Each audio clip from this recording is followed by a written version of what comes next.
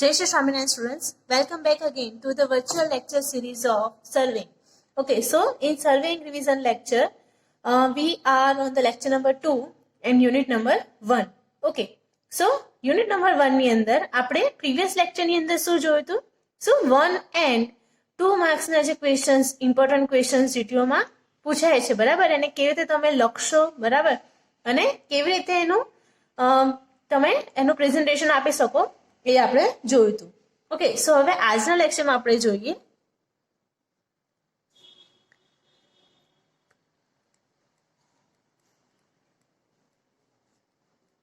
ત્રણ અને 4 માર્ક્સના ક્વેશ્ચન્સ, બરાબર? ઓકે, સો પહેલો ક્વેશ્ચન શું છે એ જોઈએ. State uses of surveying in civil engineering. Okay, તમને ક્વેશ્ચન્સ બે રીતે પૂછાઈ શકે છે.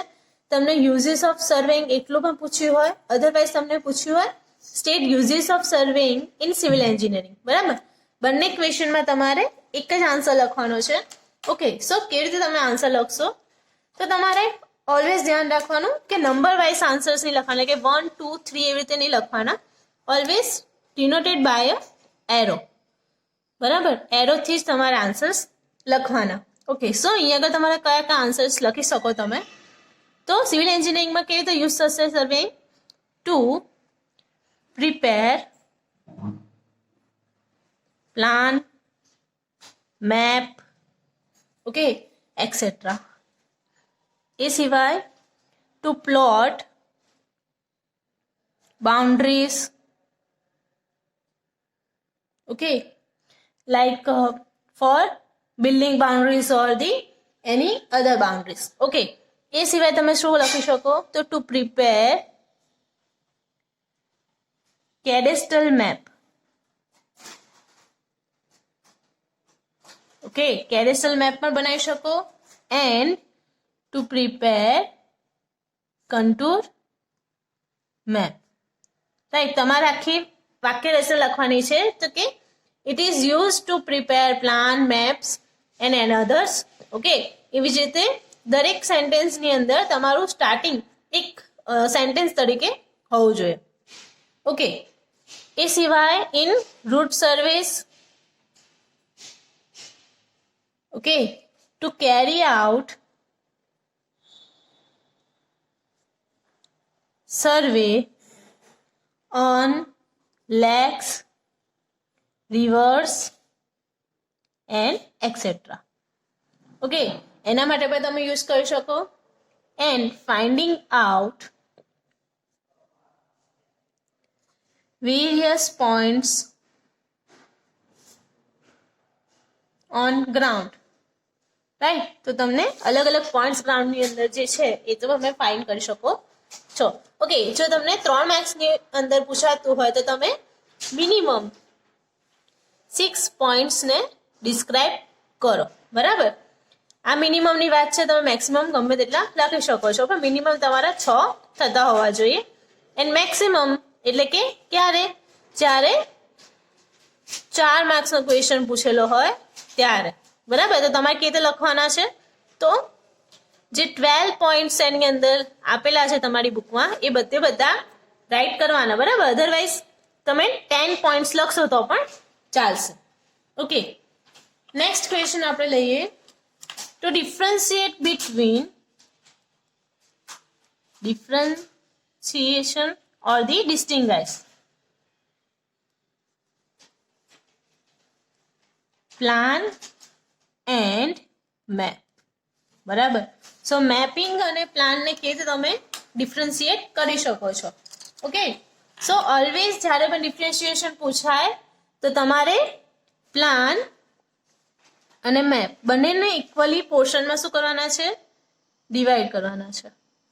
ઓકે, ડિવાઈડ થઈ જાય ત્યારબાદ જ્યારે પણ તમને ડેફિનેશનની વાત કરે, ઓકે, સૌથી પહેલું જે ટોપિક આવે એ શું આવે? તમારો ડેફિનેશન. ઓકે, સો તમારે પ્લાનની ડેફિનેશન લખવાની રહેશે અને મેપની ડેફિનેશન લખવાની રહેશે. ઓકે, સો પ્લાનની ડેફિનેશન શું થાય તો કે જે પણ લાર્જ સ્કેલ છે બરાબર, એને આપણે શું કરેલું છે, થોડા નાના સ્કેલની અંદર બરાબર, એને આપણે શું કરીએ છીએ, ડિવાઈડ કરીએ છીએ. ઓકે, જ્યારે મેપની અંદર શું હોય છે, જે પણ લાર્જ એરિયા છે એને આપણે એકદમ સ્મોલ સ્કેલની અંદર ડિઝાઇન કરતા હોય છે. ઓકે, તો અહીંયા આગળ આપણું પહેલો પોઈન્ટ આવે લાર્જ સ્કેલની અંદર ડિઝાઇન થાય છે અને અહીંયા આવે છે સ્મોલ સ્કેલની અંદર. ડેફિનેશન લખાઈ જાય ત્યાર પછી તમારે બતાવવાનું છે કયા સ્કેલની અંદર એને બનાવવામાં આવે છે. ઓકે, હવે આપવાનો છે સ્કેલ, એટલે કે કયા પ્રોપોર્શનમાં આપણે સ્કેલ લઈ શકીએ છીએ.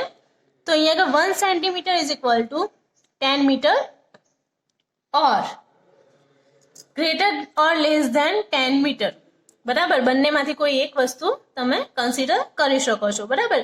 1 સેન્ટીમીટર ઇક્વલ ટુ 10 મીટર કાં તો લેસ ધેન 10 મીટર હોય એવું હોઈ શકે. ઓકે, અહીંયા આગળ જ્યારે આપણે મેપ માટે જોઈએ તો સ્કેલ શું મળે છે આપણને, 1 centimetre is equal to 100 metre બરાબર. એટલે કે મેપિંગ અને પ્લાનમાં આ જ ડિફરન્સ છે કે અહીંયા આગળ સ્કેલ ઓછો હોય છે, જ્યારે અહીંયા આગળ સ્કેલ આપણે ઘણો નાના પોર્શન્સમાં લઈએ છીએ. ઓકે, ઓર ગ્રેટર દેન 100 મીટર. ઓકે, કાં તો 10 મીટર અને 10 મીટર કરતાં ઓછું, 100 મીટર કાં તો 100 મીટર કરતાં વધારે. અહીંયા આગળ આપણે હોરિઝોન્ટલ ડિસ્ટન્સ એન્ડ ડાયરેક્શન્સ બતાવીએ છીએ પ્લાનની અંદર બરાબર. એની અંદર તમે ક્યારે વર્ટિકલ બતાવી શકતા નથી બરાબર. જ્યારે અહીંયા આગળ તમે વર્ટિકલ ડિસ્ટન્સીસ છે આર ઓલ્સો સોન બરાબર in terms of contour map બરાબર. કન્ટુર મેપની જેમ તમે અહીંયા આગળ વર્ટિકલ ડિસ્ટન્સને પણ બતાવી શકો છો. ઓકે, 4 પોઈન્ટ્સ થઈ ગયા તમારા 3 માર્ક્સની અંદર બરાબર. તો એક 5મો પોઈન્ટ તમારે લખવાનો છે વિચ ઇઝ એક્ઝામ્પલ. બંનેનું એક એક એક્ઝામ્પલ તમારે અહીંયા આગળ બતાવવાનું છે. ઓકે, સો પ્લાનનો એક્ઝામ્પલ શું થાય તો કે plan of bridge, house etcetera right.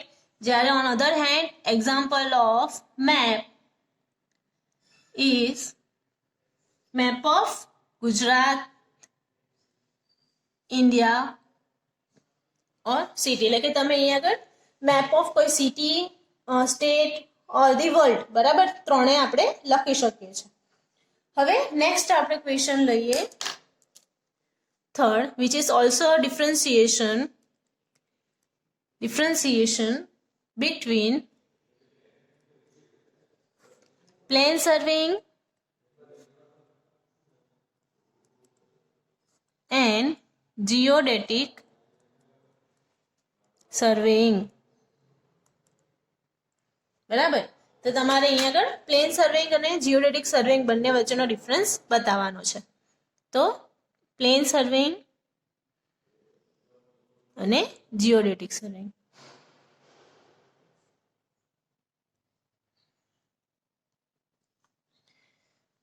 Equal પાર્ટ્સમાં divide કરવાના છે. ઓકે, અને 1 બાય 1 બધા પોઈન્ટ્સ લખવાના છે. ઓકે, કોઈ પણનો ડિફરન્સ પૂછાય તો સૌથી પહેલું થિંગ કઈ આપણે લખવાની આવે છે તો એની ડેફિનેશન રાઈટ. એટલે કે પ્લેન સર્વેની ડેફિનેશન અને જીઓડેટિકની ડેફિનેશન. ઓકે, એ પછી સેકન્ડ પોઈન્ટ અહીંયા આપણે લખીએ છીએ સર્વે લાઇન્સ કન્સિડર્ડ સ્ટ્રેટ બરાબર. પ્લેન સર્વે છે ધેટ મીન્સ આપણે પ્લેન સરફેસ માટે કરીએ છીએ. જીઓડેટિક છે ધેટ મીન્સ આપણે કર્વ સરફેસીસ માટે પણ એને પ્લાન સર્વે કરતા હોઈએ છીએ બરાબર. એટલે કે અહીંયા આગળ straight lines considered survey lines considered straight and all triangles considered as plane triangles બરાબર. તો જે પણ આપણા ટ્રાયંગલ્સ છે એને આપણે શું કરીએ છીએ પ્લેન ટ્રાયંગલ્સ તરીકે ઓળખીએ છીએ. ઓકે, ઓન અધર હેન્ડ જે સર્વે લાઇન્સ છે એ અહીંયા શું કરીએ છીએ? Considered curved. ઓકે, એન્ડ જે ટ્રાયંગલ્સ છે એને આપણે શું લઈએ છીએ? સ્ફિયરિકલ ટ્રાયંગલ્સ. બરાબર, તો આ થઈ ગયો એનો સેકન્ડ પોઈન્ટ. ઓકે, જે થર્ડ પોઈન્ટ છે તો પ્લેન સર્વેઇંગ જે છે આપણે કેના માટે કરીએ છીએ? તો સ્મોલ એરિયા માટે. એવી જ રીતે જીઓડેટિક સર્વેઇંગ છે આપણે શેના માટે કરીએ છીએ? તો લાર્જ એરિયા માટે. બરાબર. ઓકે, સ્ટાન્ડર્ડ ઓફ એક્યુરેસી એની વાત કરીએ હવે. તો સ્ટાન્ડર્ડ ઓફ એક્યુરેસી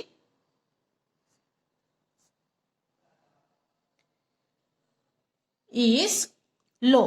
બરાબર, પ્લેન સર્વેઇંગમાં તમને કર્વ સરફેસીસ નથી દેખાતી. દેટ મીન્સ એને સ્ટાન્ડર્ડ ઓફ એક્યુરેસી કેવી મળે છે? લો મળે છે. જ્યારે in other hand standard of accuracy is high. બરાબર. હવે વાત આવે છે પ્લમ લાઇન્સની. એટલે કે પ્લમ લાઇન્સ છે are assumed to be parallel. બરાબર, એને આપણે પેરેલલ assume કરીએ છીએ.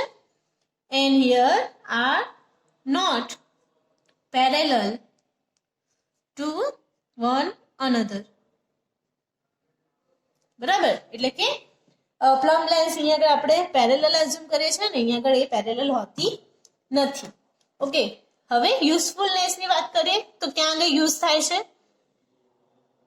યુઝિસ તો એન્જિનિયરિંગમાં તો થાય જ છે, પણ આર્કિટેક્ચરલ રિલેટેડ પણ થતું હોય છે. ઓકે, અને જ્યારે અહીંયા આગળ two ઓબ્ટેન accurate maps of wide areas એના માટે પણ આપણે યુઝ કરીએ છીએ. ઓકે, તો કેટલા પોઈન્ટ્સ આપણે અહીંયા રાઇટ ડાઉન કર્યા? તો first is definition, survey lines, small area, standard of accuracy, plum lines અને યુઝિસ. બરાબર, 6 પોઈન્ટ્સ આપણે અહીંયા આગળ લખ્યા છે. એટલે કે 3 માર્ક્સની અંદર પૂછાય કે 4 માર્ક્સની અંદર પૂછાય. બરાબર, 3 માર્ક્સ ના હોય તો તમે 4 પોઈન્ટ્સ લખશો તો ઇનફ છે. અને જ્યારે 4 માર્ક્સની અંદર પૂછાય છે તો તમારે 6 પોઈન્ટ્સ લખવાના રહે છે. Okay, let's see hour next question. Fourth question is explain representative fraction which is RF. બરાબર, તો તમારે અહીંયા આગળ RF શું છે એને ડિટેલમાં સમજાવવાનું છે. ઓકે, તો પહેલા તો એક્સપ્લેનેશનમાં આવશે તમારી ડેફિનેશન. ઓકે, સો ડેફિનેશન કેવી રીતે લખશો? The ratio of distance on map to the distance on the ground. બરાબર, સો એમાં જે ન્યુમેરેટર છે એ શું રહેશે? Is unity. બરાબર, અને ડિનોમીટર છે ઇઝ અ ફ્રેક્શન. બરાબર, એને આપણે કહીએ છીએ. એટલે કે જે ઉપરનો પોર્શન છે એટલે કે 1 ડિવાઇડેડ બાય જે આપણે કોઈ પણ વેલ્યુ લખી, જેમ કે 5000. બરાબર, સો એની અંદર જે 1 જે છે એ શું કહેવાય? ન્યુમેરેટર, કેમ કે એ ઉપર છે. બરાબર, અને જે છેદમાં હોય એને આપણે કહીએ છીએ ડિનોમિનેટર. બરાબર, એ કેવું હોય? ફ્રેક્શન બતાવતું હોય. અને ઉપર જે વસ્તુ છે કેવી છે? યુનિટ, એટલે કે આપણને ઓલવેઝ 1 જ મળે. ઓકે, હવે લખવાનું ઇક્વેશન ફોર ધી RF. કેવી રીતે લખી શકો? So distance between 2 points on map divided by distance between 2 points on the ground. બરાબર, તો અહીંયા આગળ મેપ ડિવાઇડેડ બાય ગ્રાઉન્ડ એ જે આપણને RF આપે છે. હવે લખવાનો એક એક્ઝામ્પલ કે જેના થ્રુ તમે ઇઝીલી સમજાઈ શકો. Okay, like if the scale is 1 centimetre is equal to 50 metre. બરાબર, તો કેવી રીતે તમે લખી શકો? તો RF is equal to always 1 divide by 50, એટલે કે 1 સેન્ટીમીટર ડિવાઇડ બાય 50 મીટર. હવે બંનેના યુનિટ અલગ છે એટલે કે એને ચેન્જ કરશું, એટલે કે 50 ડિવાઇડ મલ્ટીપ્લાય બાય 100 અને સેન્ટીમીટર. બરાબર, એટલે 1 ડિવાઇડેડ બાય 5000. અને ઓલવેઝ RF શું છે? Is unit less. બરાબર, એનો કોઈ યુનિટ આપણને મળે નહીં. ઓકે, નેક્સ્ટ ક્વેશ્ચન આપણે જોઈએ.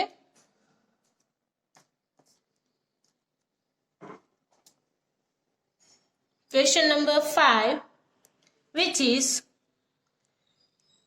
explain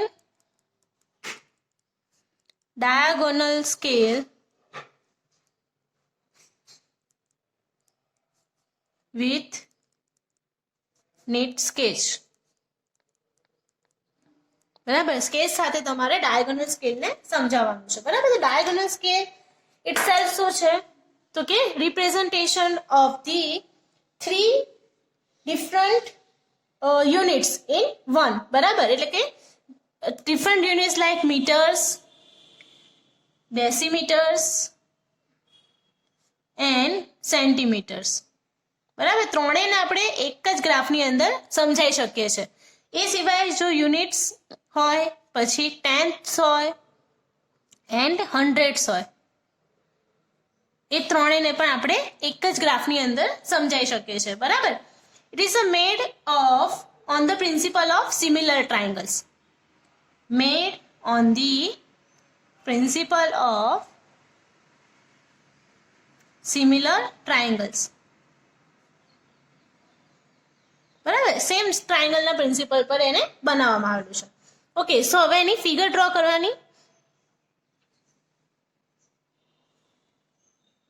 ઓકે, અને એને ઇક્વલ 10 પાર્ટ્સમાં ડિવાઈડ કરવાનું.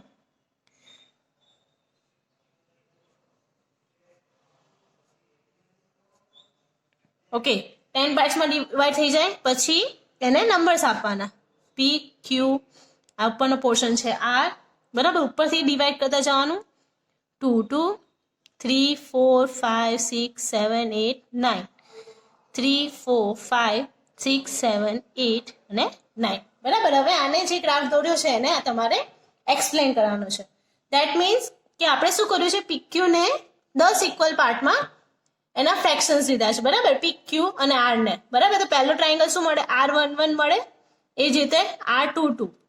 Okay, so 1 1 is equal to 1 divide by 1/10 of PQ. એ શું છે? 10મો ભાગ છે કોનો? PQ નો. એ જ રીતે 2 2 શું છે?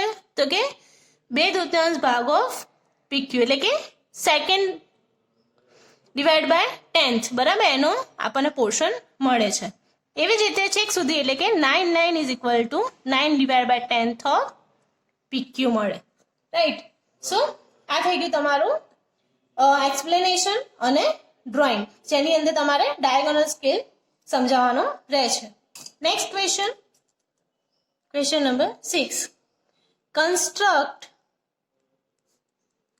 diagonal scale where 1 centimeter is equal to 2 kilometer to read 22.4 kilometres. બરાબર, તો તમારે આવી ટાઈપનો એક ગ્રાફ બનાવવાનો. બરાબર, પછી એક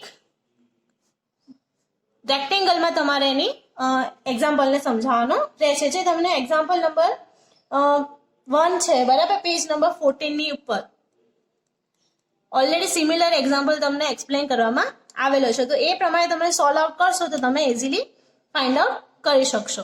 okay, 7th question will be area of ground તમને આપેલો હોય. Okay, something square metre. બરાબર, ઓકે, પછી મેઝર્સ ઓફ ધી પ્લાન આપી દીધો હોય. બરાબર, લાઈક 7.5 ક્રોસ 8.5 સેન્ટીમીટર જેટલો. ઓકે, સો તમારે એના પરથી RF ફાઇન્ડ કરવાનો છે. સો RF માટે શું ઇક્વેશન છે? Distance between 2 points on map અને ડિસ્ટન્સ ઓન ધી ગ્રાઉન્ડ, બરાબર. એટલે કે ગ્રાઉન્ડ વાળી જે વેલ્યુ હશે એ છેદમાં આવશે અને મેઝર ઓફ પ્લાન જે છે એ કેવું આવશે? અપર પોર્શનમાં આવશે, બરાબર. સો RF માટે area of plan divided by area of ground કરવાનું, બરાબર. અને જે પણ વેલ્યુ આવે એને 1 ના પોર્શ ડિવાઇડેડમાં લાવવાની, બરાબર. એટલે કે અહીંયા આગળ જો તમારી પાસે કોઈ વેલ્યુ 14,568 હોય, બરાબર, અને અહીંયા આગળ તમને કંઈક સમથિંગ વેલ્યુ 358 સ્ક્વેર મીટર જેવું મળતું હોય, બરાબર. તો 358 ડિવાઇડ બાય 14,568, બરાબર. 1 ના ડિવાઇડમાં એને કોઈ વેલ્યુ લાવવાની અને યુનિટ ખાસ ચેક કરવાના કે સેન્ટીમીટરમાં છે કે મીટરમાં, બરાબર. 1 મીટરમાં હોય તો એને ઓલવેઝ કરવાનો ચેન્જ સેન્ટીમીટરની અંદર, બરાબર. ઓકે, સો આ રીતે તમે તમારો એક્ઝામ્પલ સોલ્વ કરી શકો છો. આ સાથે આજનો આપણો યુનિટ 1 નું રિવિઝન લેક્ચર કમ્પ્લીટ થાય છે. આઈ એમ કૃષ્ણા પંચાલ, સાઇનિંગ ઓફ.